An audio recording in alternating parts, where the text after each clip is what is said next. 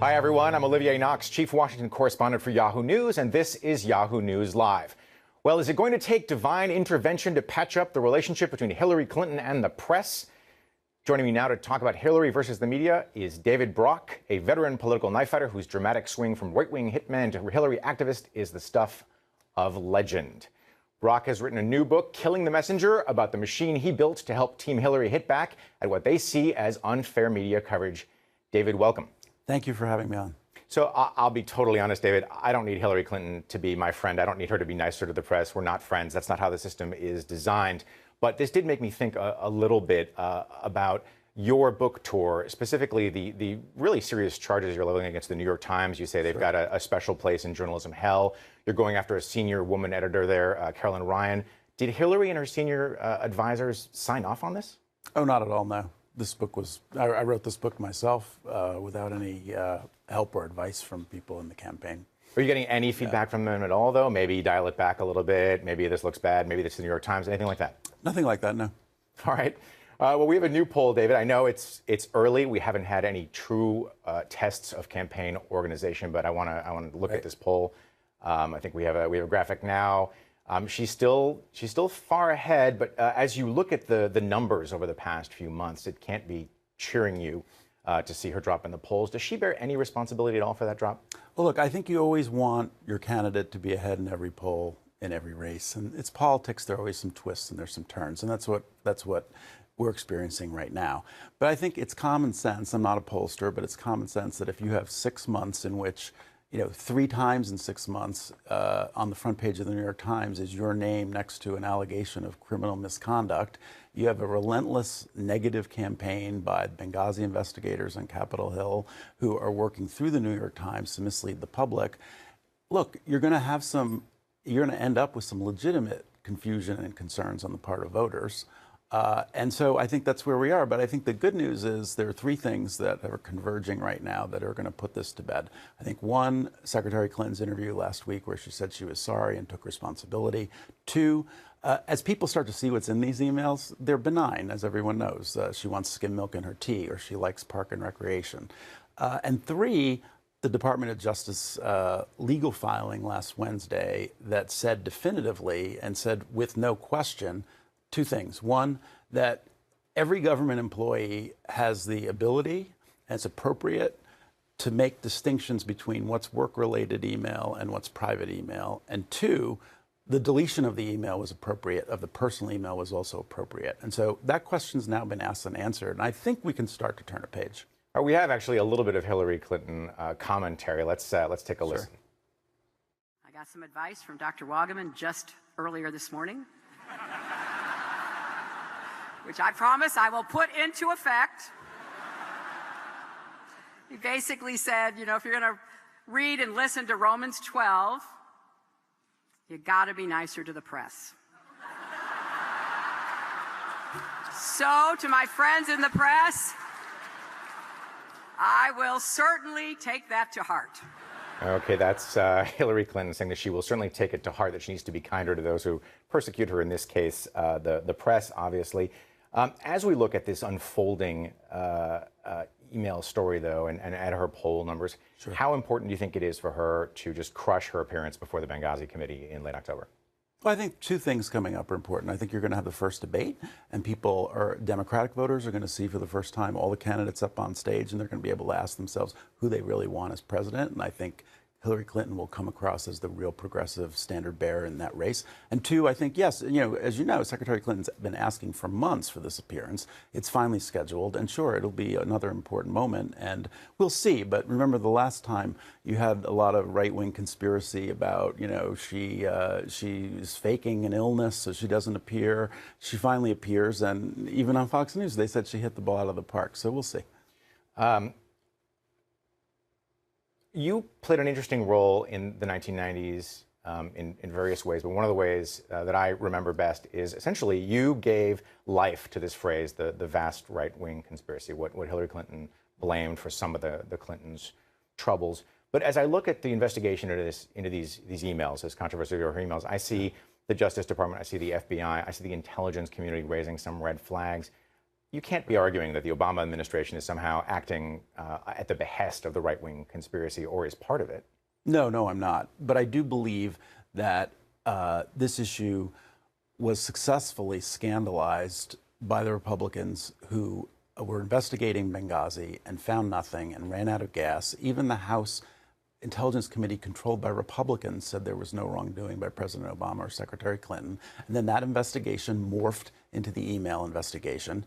I think that working through some in the media, the public's been grossly misled about all this. And what I try to do in the book is set the facts straight, not only on the email scandal, but on other things, the Clinton Foundation, her record at the State Department, lots of things that I think we haven't gotten the full story on, and that's what I try to do in the book. Well, not getting the full story actually is the good lead into my next question, because in the book you say that there's no sign that she shared any classified or sensitive information on her email. That's now in doubt at best. I mean, the intelligence community is saying, well, hold on, there is actually sensitive information in here. I'll stipulate as a reporter that the federal government wildly overclassifies, but she has to play by the rules as they're set. So if we'd listened just to that argument, we wouldn't know today that there's a discussion about it. What's the harm in having these professional investigators at these various agencies just finish their work? I think there's no harm in the professional investigators. What I have a problem with are the unprofessional partisan investigators who are really stoking this from Capitol Hill. And that's where I'm really faulting things. As far as the process playing out, this is a normal bureaucratic process. The State Department is now in a process of releasing these emails. There's some interagency dispute about their classification. I get all that. It's all ex post facto. Nothing that she sent or received was marked classified at the time. And the investigations are not about Secretary Clinton. She's not the subject or the target of these investigations. It's not about how she handled her email at the time. I've been a reporter for 19 years. As I was telling you before the show, my first proper reporting assignment was the Clinton impeachment process, 1998 going into early 1999. So I have my own. I know that there are flaws in the New York Times news gathering, news reporting machine. I see the warts. But I have to say, I mean, I can hear conservatives all across the country just howling with laughter at the idea that she is uniquely mistreated by the New York Times. When you look at things like the completely fake supermarket scanner story that bedeviled George H.W. Bush, or you look at other coverage, what's the evidence that she is uniquely being punished by the New York Times? Sure. Well, let me take you through just 3 examples of evidence on Hillary Clinton that are fresh. They're in the last 6 months. And working backwards, one was they reported on the front page of the New York Times that she was the subject of a criminal referral. Okay, now that ended up being wrong. It was a security referral. She wasn't the subject of it. And that was a major mistake. The second, they alleged on the front page of the New York Times that she auctioned off U.S. foreign policy as a favor to a Clinton donor.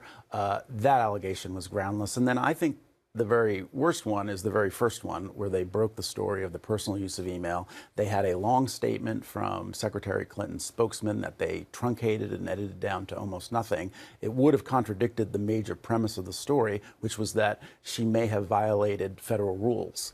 They didn't use it. To me, that's unprofessional journalism. And I think once is a mistake, twice coincidence, 3 times a pattern.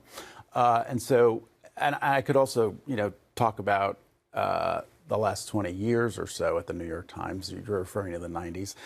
They were sold a bill of goods on Whitewater in 1992, a bad story that they stuck with for years. And I think there is some kind of a mindset in the Times that they're still trying to prove out this idea that somehow the Clintons are corrupt and are engaged in wrongdoing, and they never have. And so I think there is a unique animus. Jeb Bush has an email problem, okay? So it's been alleged that he violated Florida law by waiting 7 years to release only a portion of his email. As far as I can tell, the New York Times put that on page A14. But when you look at Hillary, I mean, I didn't see anything in here about unfairly negative coverage of her State Department, time at the State Department. Yeah. Didn't see any allegations of unfair treatment when she was a senator from New York. Isn't it just possible that they are taking the gloves off when she's either in the White House or seeking it? Yeah, I do think that's possible. I mean, this is a good point. I mean, I think there's not an issue that I've raised or that might be able to be raised of treatment when she was senator, when she was secretary, certainly not. I think when she steps into the presidential arena, that's where you've got an issue. And again, I'm not saying, I understand conservatives might laugh at this because they believe the Times is skewed in the other direction. To me, this is not ideological. I'm not arguing that there's an ideological bias at the Times. I think all the things that are pressures in journalism apply at the Times. As you know, the Clinton beat is extremely competitive. There's a lot of money to be made, lots of click-throughs on your articles, lots of ratings, lots of newspaper sales, and there's career advancement. So I'm not alleging anything really unusual, except the unusual focus on getting Hillary. And those interests at the Times, what I try to show in the book is they converge with the ideological and partisan interests of the investigators on Benghazi and of the whole Republican Party at this point, because they know what we know, that she's the most formidable candidate that they're going to get. I think killing the messenger is, for me as a reporter, at its most interesting when you detail the way Democrats and progressives have built up this infrastructure for responding to media coverage that you consider unfair or biased. Ever since the war room of the '92 campaign, the Clinton war room, through the 1990s, there have been different efforts to create this kind of machine.